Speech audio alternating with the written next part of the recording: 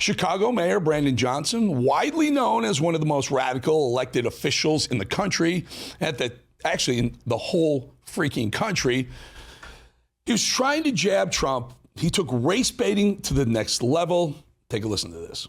Okay, fine. Since you are begging, I do believe that Donald Trump is intimidated. I think. Okay, no interruption. So let me just answer that. I do appreciate you begging. So I would just say it like this, that the president has always been intimidated by the intellectual prowess of black men. And so, of course, he would speak in those petite and puerile terms. Yeah. One thing, he's not a racist, guys. I mean, if you've known Trump, we've known Trump for dozens of years. He's been given awards by African American groups, and you're out of your mind. You guys are nuts. You're nuts. The Democrats have basically lost all legislative power. They absolutely tanked in an election year and have become a domestic and international laughingstock. Yet, that guy from Illinois, the hefty set guy from Illinois, J.B. Pritzker, the governor, seems to think that his party is pressing all of the right buttons and shouldn't change a thing. Listen to this clown.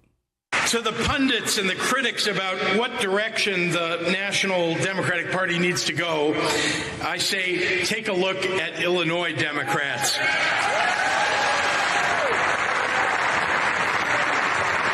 Yes, winning elections is partly about messaging and strategy, but it's mostly about values and delivering on them. And our values are exactly where they ought to be. So it's time to stop apologizing when we're not wrong. See what this is happening, right? This guy is positioning himself for a run for president in 2028. That's what he's doing. Unfortunately, Illinois is a bankrupt state, just like most other Democrat-run states. He's wildly liberal Democrat. In fact, his family are billionaires. They run the Hyatt hotel chain, I believe. I'm pretty sure of that. And the biggest city in the state of Illinois, Chicago, is a bankrupt mess. It's an infested, horrible, gang-influenced, disgusting place to live. My hometown. I'm saying about my hometown, it's gone into the gutter the way New York has. But go ahead, Pritzker. Say that all Democrats should run the way Illinois is being run in Chicago. How about this guy? Hakeem Jeffries says that he misses the Republicans of yesterday, the John McCains. Oh, you like rhinos. Paul Ryan. Oh, you like the rhinos. Wow. What a shocker. Listen. But it's not the party of John McCain, John Boehner, or Paul Ryan. It's the party of Marjorie Taylor Greene,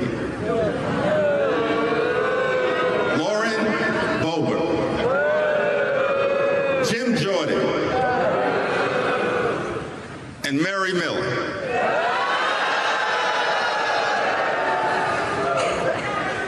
I mean, who knew I would miss John Boehner and Paul Ryan so much? Well, guess what? We don't miss them. You may miss them, Hakeem. You miss them because you used to beat the pants off them, Democrats did. You guys walked all over those rhinos. They're gone.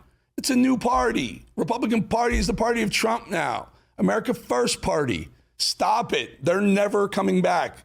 They're extinct for good. More from that clown, Jeffries, who's handing out posters at his rallies that say Mr. Speaker on them. See what he's saying? He thinks he's going to take the House back in 2026. How pathetic. Watch. In Washington, D.C., and make sure we deliver a government of the people, by the people, and for the people. Clean up corruption. Oh, Hakeem, Mr. Speaker, good luck. Ain't going to happen. Gavin Newsom, or as Trump would say, Newscomb, who somehow has the time to record podcasts during the middle of a work day, just told Beto O'Rourke, or should I say Francis O'Rourke, that he's not going to flinch on his crooked redistricting scheme. Here's what he wants to do. They want to redistrict California in a midterm when they're not supposed to be doing it. You're supposed to do it when you're supposed to do it, and California's not up for redistricting. But Newsom, because Trump and Texas want to do it, listen. Later this week, we're going to announce the campaign. Next week, the legislature is going to move this forward with 2/3. We're going to get it in a special election on November 4th, and we're going to fight fire with fire. We're going to neutralize whatever Abbott does next week or whenever they move forward with the next special session. We'll talk about that in a second. The likelihood that they ultimately will be successful in Texas and California will move forward. I should bring this maybe tomorrow or maybe next week when we get through the Russia-Putin meeting. We'll show you redistricted maps in California, Illinois, and New York. It's a joke, folks. I mean, you should have equal amount of spaces between districts. These things are redistricted where there's some things like a single line going almost halfway across the state just so they can pick up Democrat voters way over here when their district is here so you can win that district. It's a joke what they're doing. Texas is fighting back. So good luck fighting back. You want every red state to do it too? Do you? Newsome? Good luck with that one. We'll have a super majority in the House. Eric Swalwell just compared ICE and ICE agents to, get this, Antifa, which is interesting to me because I can't recall a single instance of an ICE agent burning down an entire city. I remember Antifa doing almost every single major city doing the same thing. But listen to Swalwell put his foot in his big, fat mouth. Instead, we're seeing these masked agents roaming around like bank robbers, roaming around like Antifa. Remember that boogeyman that is always stirred up by the other side? That's what these masked agents look like. You can't, it's so stupid. You can't just gaslight like that. Vice agents are trying to keep the peace. They're law-abiding officers protecting law, enforcing law, law enforcement officers. Antifa was lawbreakers. They burned down cities. They were part of the Black Lives Matter Antifa movement that literally burned down Minneapolis to the ground while Tampon Tim and his wife said they stayed in their bedroom with the windows open so they can smell the smoke from Minneapolis, Minnesota, burning in their town, the biggest town in the state of Minnesota. There's a big difference there, but Eric Swalwell, where's Fang Fang, the Chinese spy that he used to sleep with? Still around? Just asking. Another Democrat working against ICE, Karen Bass, the mayor of Los Angeles, just announced a rapid response network that would actually help illegals evade ICE officers.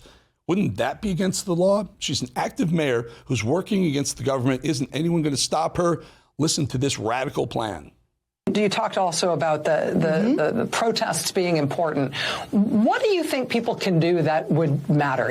Can local officials establish any sort of limiting factor? What do you think is the most valuable pushback against things like this for people who object to it?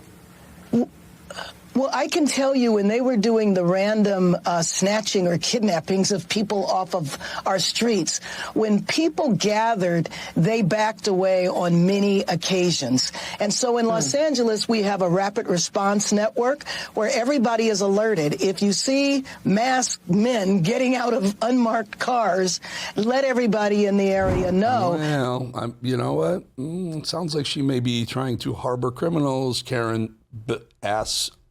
Mayor, Benny, can we roll that video of the guy who assaulted the ICE officer in D.C.? Again, Trump is trying to clean up D.C. and lunatic clowns who live in the city are doing this stuff. Look at this. Okay, so he's standing there, he's got a Subway sandwich, smacks the officer.